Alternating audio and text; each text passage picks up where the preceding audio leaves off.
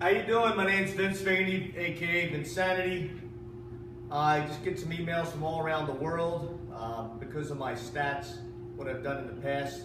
Some people think I'm credible enough to ask for lifting information. Back when I was in my late 30s to 40, at the body weight of 180, never taking steroids, I benched 480. I came this close. If I would have done 500, I would have got 500 first, but I got 480. It is what it is. Without steroids, without a shirt. All right, I got long arms. I got a 6'2" wingspan. So I'm not built for benching, but despite that, science really helped me out. I've squatted 700. I used to do 425 pounds for like 25, 30 reps. I've done 315 for 100 reps. So I like it. I used to be very strong in all the rep ranges. I wasn't a bodybuilder. I was more interested in endurance strength, speed strength, power output, the whole deal. So anyways, since I have a lot of witnesses and sanctioned records, some people think I know what I'm talking about. Anyways, this guy Jason from New Zealand called me. Well, he actually emailed me today.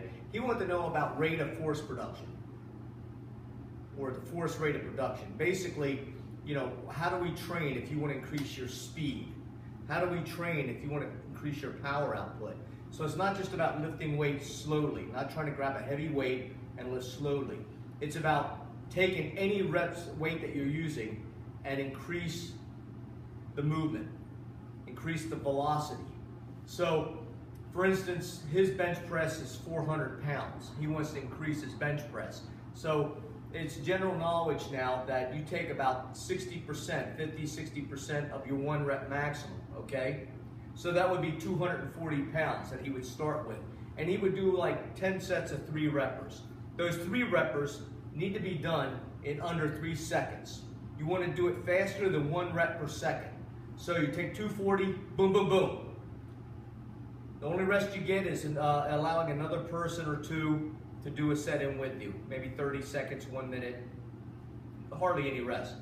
Boom, boom, boom, at 240. Then you go to your 11th and 12th set, you do 10 pounds more for 3 reps, 10 pounds more yet again for 3 reps. His question, he wanted to know what should he do for presses? What should he do for squats? And the thing about presses and squats, it really depends. Squats, you could do a higher percentage. You could go from 70 to even 80% of your 1 rep max. Presses, I'm going to say 50% because you're utilizing only 2 joints. And you're using less of your chest. You're using only shoulders and triceps. Where you're benching, you're using more of your chest, triceps, and shoulders. So it's always good to err on the side of caution. Go 50% of your 1 rep max for a press, and do the same thing. 10 sets, 3 reppers. All right. You don't want to do this for every darn shoulder exercise, every chest exercise. I mean, I suppose you may have the genetics. There are people out there who aren't taking steroids that have the genetics for that type of incredible workload, but you know, pick the first main multi-joint exercise, whether it's a pressing or bench pressing or squatting or curling. Okay,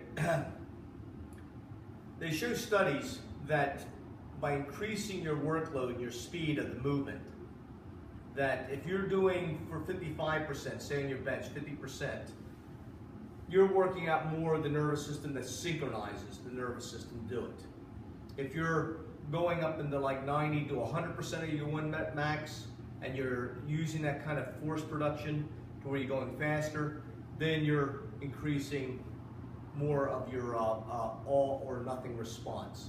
So I hope that's a help. We'll be doing some videos on this later on. Thanks so much.